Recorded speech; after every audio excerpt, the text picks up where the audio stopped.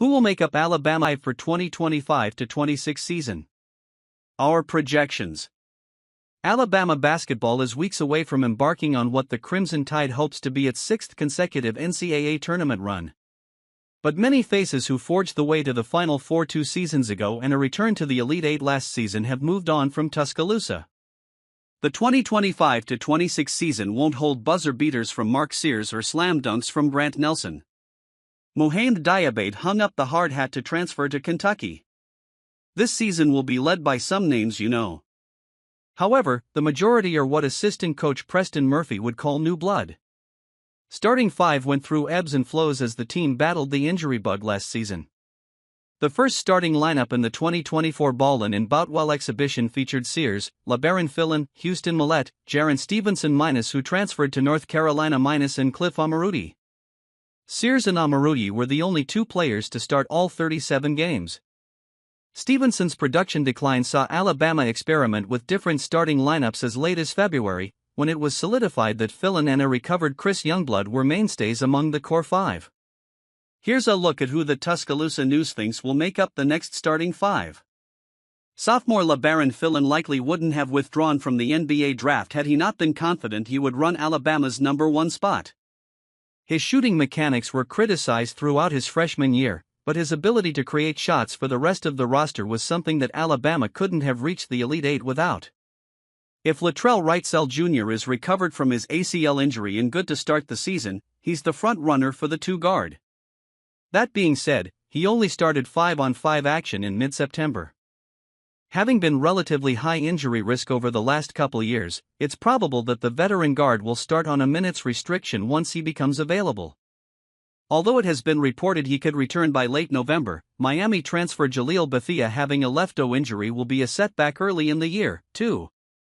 That being said, it wouldn't be surprising if Aden Holloway gets his first start at Alabama after coming off the bench last season. Once Alabama's healthy, he could continue subbing in for Fillon. Give us Houston Mallette. Yes, he's a guard, but the three-guard lineup helped turn things around for Alabama late. The Pepperdine transfer didn't start last year, only appearing in 6 games as he navigated injury, but he could cement himself as a regular in the lineup should his offseason performance carry into exhibition play and beyond. Coach Nate Oates has been 8% from deep through the summer minus a major pro in Alabama's offense. He's a lengthy 6'5" and he can guard. This young team will be in need of a vet leader it trusts on the floor, and Mallette's biggest advantage is his voice, which played a vital role from the bench in the spring. Don't count out Tarleton State transfer K10 Bristow at the 3, either. He's put on 15 pounds in the offseason, weighing in at 205, and he's listed at 6'10", which may be a stretch given he was listed being 6'8" at Tarleton. Bristow is a 3-level scorer and a skilled rebounder both offensively and defensively with a motor bigger than his billing. Think of him as a Dioubate reincarnate, meaning he could play the 4, too. Last season, Nelson got to be a true power forward with the arrival of Omoruyi. His absence leaves big shoes to fill, but Oates and Murphy went to work recruiting forwards. While Fillon's rise was the star freshman story of the 2024-25 season, the 4 is where a first-year standout could turn heads in the coming season. London Jemison, an arrival from St. Thomas More, Connecticut, is the leading candidate to start here.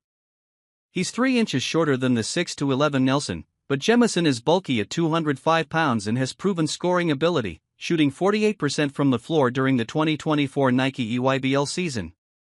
He can stretch the floor while defending multiple positions. Fellow 6'8" freshman Amari Allen, along with Florida State transfer Taylor Bull Bowen, can be key contributors here as well.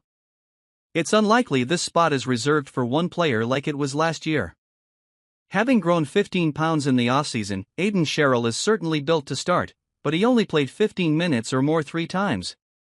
Being a regular starter will likely feature some growing pains. This is where Bucknell transfer Noah Williamson, who arrives as the reigning Patriot League Player of the Year, will provide vital senior experience as Sherrill continues to learn the ropes. Alabama tips off the regular season on November 3 against North Dakota, but gets its first preseason action on October 16 against Florida State in Birmingham.